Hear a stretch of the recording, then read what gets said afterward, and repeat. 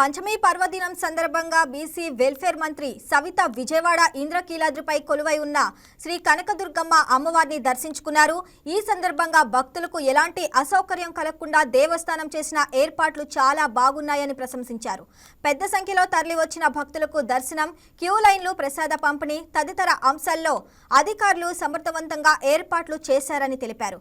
భక్తుల రద్దీ ఉన్నప్పటికీ ప్రశాంత వాతావరణంలో వేడుకలు సాగుతున్నాయని అంటున్న మంత్రి సవితతో మా correspondent Bindu face to face.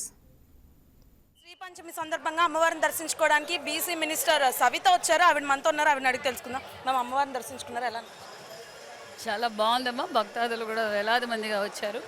మరి ఈరోజు అమ్మవారి సరస్వతీదేవి గారి జయంతి. మరి ఈరోజు అంతేకాకుండా మరి యువగల అధినేత, మరి భావితరాల భవిష్యత్ నాయకుడు, మాకందరికీ స్ఫూర్తి, మరి విద్య విలువ తెలిసిన విద్యాశాఖ మంత్రి గారు ఈరోజు ఆయన జన్మదినం కూడా ఈరోజే కావటం, మరి ఈరోజు లోకేష్ బాబు గారి పేరు మీద ప్రత్యేకమైన పూజలు కూడా చేయించాం.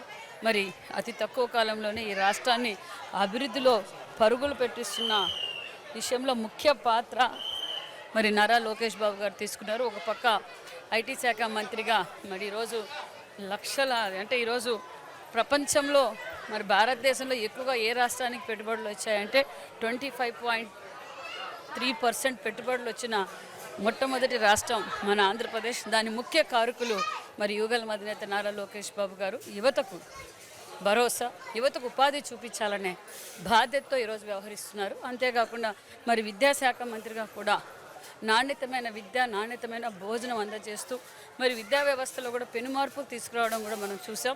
ఒక పక్క పిల్లలకు నాణ్యతమైన విద్య అందజేస్తూ టీచర్లకు కూడా గౌరవంగా వాళ్ళు టీచర్ వృత్తి చేస్తూ, అంతేకాకుండా మరి మధ్యాహ్నం పూట ఇంటర్మీడియట్ పిల్లలకి డొక్కా సీతక్క పేరు మీదట మధ్యాహ్నం భోజనం కార్యక్రమం కూడా ఏర్పాటు చేశారు. అంతేకాకుండా ఈరోజు అన్ని స్కూల్స్లోనూ సూపర్ ఫైన్ రైస్ కూడా అందజేయడం వల్ల కూడా పిల్లల్లోనూ తల్లిదండ్రుల్లో కూడా చాలా సాటిస్ఫాక్షన్ ఉంది. అంతేకాకుండా మరి సర్వేపల్లి రాధాకృష్ణ గారి పేరు మీద ఒక కిట్ ఏర్పాటు చేయడం. మనం ముఖ్యంగా చూసుకుంటే ఇంతమంది భక్తులు రోజు తరలివచ్చే అమ్మవారి దేవస్థానానికి ఈరోజు అధికంగా వచ్చారు. అంటే 50,000 మందిగా భక్తులు వచ్చారు. రానున్న రోజుల్లో అంటే ఈ రోజు మొత్తం చూసుకుంటే 70,000 మందిగానే వస్తారు. ఎటువంటి ఏర్పాట్లు చేశారు? అన్ని ఏర్పాట్లు చేశారు. మరి బోర్డుతోనూ మరి ఈవో గారితో కూడా మాట్లాడాను. ఇందాక ఇప్పుడు భక్తాదులతో కూడా మాట్లాడాం.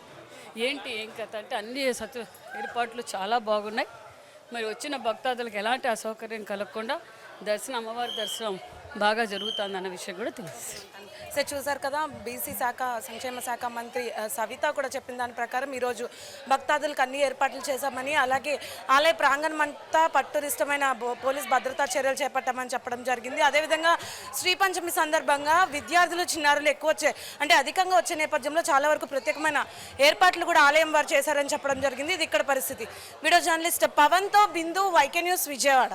Please subscribe to YK TV Network. Please subscribe to YK TV. Please watch YK News. Don't forget to subscribe YK News channel.